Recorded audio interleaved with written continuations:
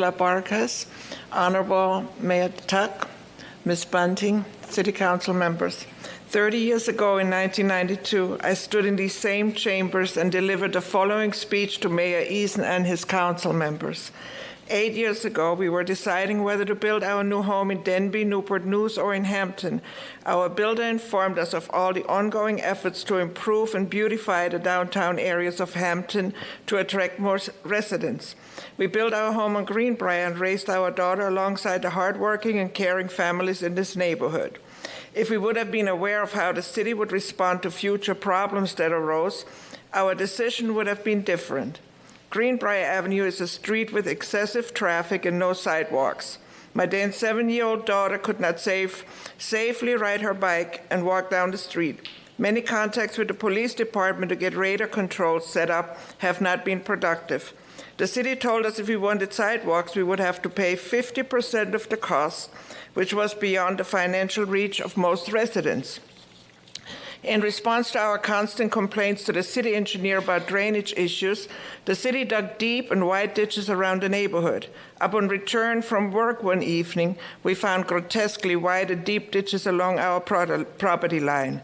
They made it even more dangerous to walk on the street because the ditches were too wide to jump across in order to avoid being run over by traffic. The water did not run off due to poor grading, and the ditches quickly turned into a breeding ground for muskrats. I could no longer sit on my porch because the muskrats congregated on my neatly kept lawn, and my daughter could no longer play in her front yard. The city told me not to worry about these muskrats because they are harmless. Mayor Tuck and council members, this was 30 years ago, and the only thing that changed since then is that the ditches in the 500 block of Greenbrier were covered and replaced by a gigantic industrial-sized drainage basin in our front yard to collect the rainwater running off the street. The open ditches in the 600 block, where the street is narrower, remain and often cause flooding of the entire block. On days when trash and recycling containers are lining both sides of the street, there's no room for pedestrians, and it is a challenge to maneuver a car through oncoming traffic. Now the city is considering the rezoning of the former school for the deaf and blind property and approving 2 large industrial buildings for the benefit of the Norfolk Port. This will add 18-wheelers and traffic from the 400 estimated employees working on the site to our already busy neighborhood street. That will make our neighborhood unlivable, cause congestion on I-664, Aberdeen Road, and Pembroke Avenue, and subsequently increase traffic through our neighborhood.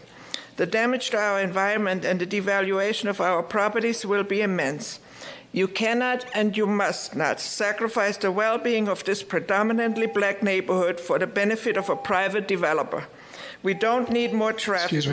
Excuse me. The red light means your time is up. Can I wrap up? Well, it depends on how much longer it's going to take you to wrap up. Just one more paragraph, sir. No, please. ma'am, I'll give you one sentence, but I can't give you one paragraph. We need homes, a youth development center, a pharmacy, and a grocery store. Okay, ma'am, that's it. Thank you. Well, thank you, sir. I appreciate your time. Thank you. Next speaker.